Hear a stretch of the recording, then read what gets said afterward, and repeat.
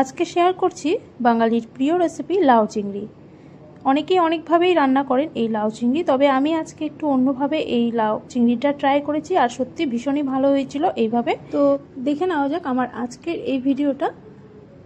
এরকম বড় একটা লাউ নিয়েছি, তবে আজকে এই গোটা লাউটা রান্না করব না, আমি অর্ধেকটা কেটে নিচ্ছি, অর্ধেকটা রেখে দিচ্ছি আর অর্ধেকটা দিয়ে আজকে রান্নাটা করব। তো এই লাউয়ের মাঝখান থেকে অর্ধেক করে আবারও ছোট ছোট টুকরো করে নিয়ে খোসাটাকে পিলার দিয়ে ছাড়িয়ে নিচ্ছি। আর মাঝখানে যে একটু বীজ আছে, খুব একটা বীজ নেই, তাও সামান্য বীজ আছে, সেটা আমি মাঝখান থেকে একটু কেটে ফেলে দিচ্ছি। এখন লাউটাকে ঝিরিঝিরি করে কেটে নিচ্ছি যতটা পারা যায়। তো সবটা লাউ কেটে নিলাম, আর লাউয়ের খোসাটাকে কেটে নিয়ে ধুয়ে তারপর কেটে নিয়েছিলাম।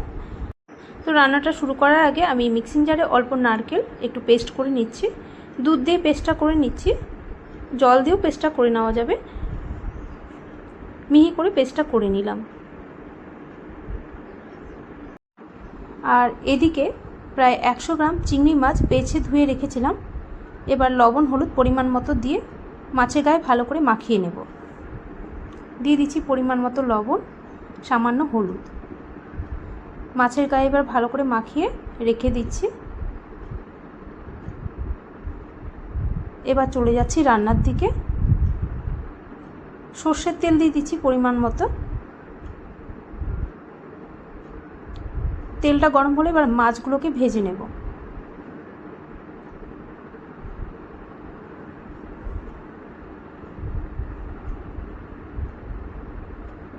তেল গরম হয়ে গেছে, এবার মাছগুলোকে দিয়ে হালকা ভেজে নেব।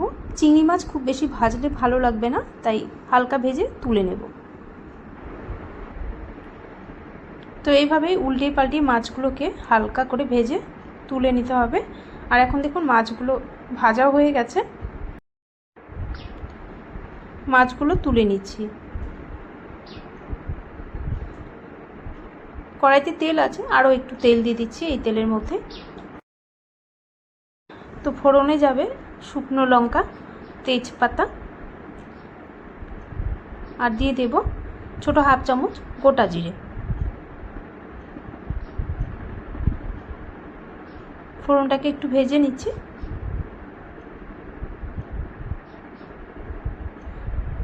এই ফোড়নটা ভেজে নিয়ে এবার এর মধ্যে দিয়ে দিচ্ছি গ্রেট করা বড় 1 চামচ আদা। আপনারা চাইলে পেস্ট করেও দিতে পারেন।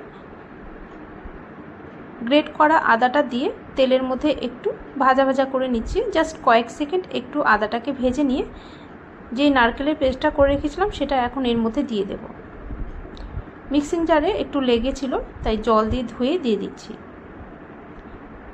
এবার দিয়ে দিচ্ছি এর মধ্যে ছোট 1 চামচ জিরের গুঁড়ো, ছোট 1 চামচ লঙ্কার গুঁড়ো, ছোট হাফ চামচ হলুদ। লবণটা এখন দিচ্ছি না, লাউটা যখন দেবো তখনই লবণটা একবারে দিয়ে দেব। শুধু এই মশলাগুলোকে এখন একটু কষিয়ে নিচ্ছি। এই লাউয়ের রান্নাটা এই নারকেল বাটা দিয়ে কিন্তু দারুণ হয়, একবার হলো করে দেখবেন। তো মশলাটা দেখুন একটু ভাজা ভাজা হয়ে আসলে তারপর আমি কেটে রাখা লাউটা দিয়ে দিচ্ছি।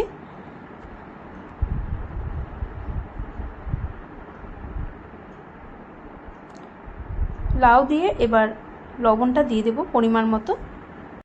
এবার দিয়ে দিচ্ছি প্রায় 3 থেকে 4টে কাঁচা লঙ্কা। এবার মশলাটা লাউয়ের সাথে ভালো করে মিশিয়ে নিচ্ছি, মিশিয়ে ঢাকা দিয়ে রান্নাটা করে নেব। লাউ যদি একদম ফ্রেশ থাকে তাহলে কিন্তু লাউ থেকে প্রচুর জল ছাড়ে, আর সেই জলে কিন্তু লাউটা রান্না হয়ে যায়। আবার কোনো কোনো লাউ থেকে খুব একটা জল ছাড়ে না, আবার কোনো কোনো লাউ ঘরে হয়তো 3 থেকে 4 দিন থাকলো, সেই লাউ থেকেও কিন্তু খুব একটা জল বেরোয় না, তাই তখন আলাদা করে জলটা দিতে হয়। তো মশলার সাথে ভালো করে নেড়ে চেড়ে নিয়েছি। এবার লাউটাকে একটু সেদ্ধ হতে দিতে হবে, আর মাঝের মধ্যে একটু ঢাকনা খুলে নেড়ে চেড়ে নেব। প্রায় 3 মিনিট পর আমি ঢাকনাটা সরিয়ে এবার একটু নেড়ে চেড়ে দিচ্ছি। আর লাউ থেকে দেখুন জল কিন্তু বেরোতে শুরু করে দিয়েছে। তো একটু নেড়ে চেড়ে আবারও একটু ঢাকা দিয়ে রাখছি।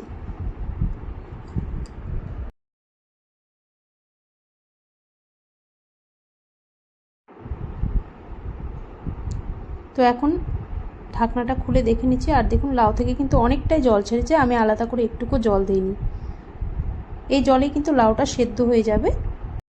অনেকটাই সেদ্ধ হয়ে গেছে, তো আরও একটু সেদ্ধ হতে হবে। তাই এবার ঢাকনাটা খুলে আমি লাউটাকে রান্না করে নেব। আর এই সময় গ্যাসের ফ্লেমটা কিন্তু আমি মিডিয়ামে রেখেছি। মিডিয়ামে রেখে রান্নাটা করে নিতে হবে যতক্ষণ না পর্যন্ত জলটা একটু শুকিয়ে যাচ্ছে। এখানে তো অনেকটা পরিমাণেই লাউ আছে, তাই এতটা লাউয়ের মধ্যে চিংড়ি মাছটা দেব না, তাই অল্প তুলে রাখছি। তুলে রেখে এবার বাকিটার মধ্যে আমি চিংড়ি মাছটা দিয়ে ভালো করে মিশিয়ে নেব। তো দিয়ে দিচ্ছি চিংড়ি মাছ দিয়ে ভালো করে মিশিয়ে গ্যাসের ফ্লেম একদম কমিয়ে দিয়ে আমি 3 থেকে 4 মিনিট আরও রান্না করে নেব। তো লাউয়ের সাথে ভালো করে মিশিয়ে নিলাম চিংড়ি মাছ দিয়ে। এবার ঢাকা দিয়ে লো ফ্লেমে আরও কিছুক্ষণ রান্না করে নিতে হবে। তো আরও কিছুটা সময় রান্না করে নিয়েছি, প্রায় 3-4 মিনিট সময় নিয়ে। লাউয়ের জলটাও দেখুন পুরো শুকিয়ে গেছে আর রান্নাটাও কিন্তু হয়ে গেছে। শুধু নামানোর আগে আমি একটু চিনি দেবো এর মধ্যে, প্রায় হাফ চামচের মতো চিনি দিয়ে দিচ্ছি।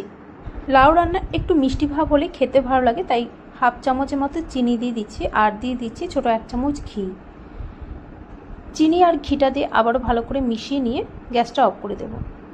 লাউ চিংড়ি তো এমন কোনো কঠিন রান্না নয়, সবাই জানেন বানাতে। তবে আমি যে নারকেল বাটাটা দিয়ে আজকে রান্নাটা করলাম তাতে কিন্তু এর টেস্টটা আরও বেশি ভালো হয়।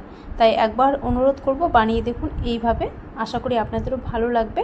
যদি ভালো লেগে থাকে তাহলে একটা লাইক করে দেবেন আর সাথে শেয়ারও করে দেবেন। আর অনুরোধ রইল চ্যানেলটিকে সাবস্ক্রাইব করে নেওয়ার জন্য, কারণ আমি কোনো নতুন রেসিপি দিলে তার নোটিফিকেশন কিন্তু সবার আগে আপনাদের কাছেই পৌঁছে যাবে। আজ এই পর্যন্তই, দেখা হচ্ছে আপনাদের সাথে আবারও নেক্সট একটা ভিডিওতে।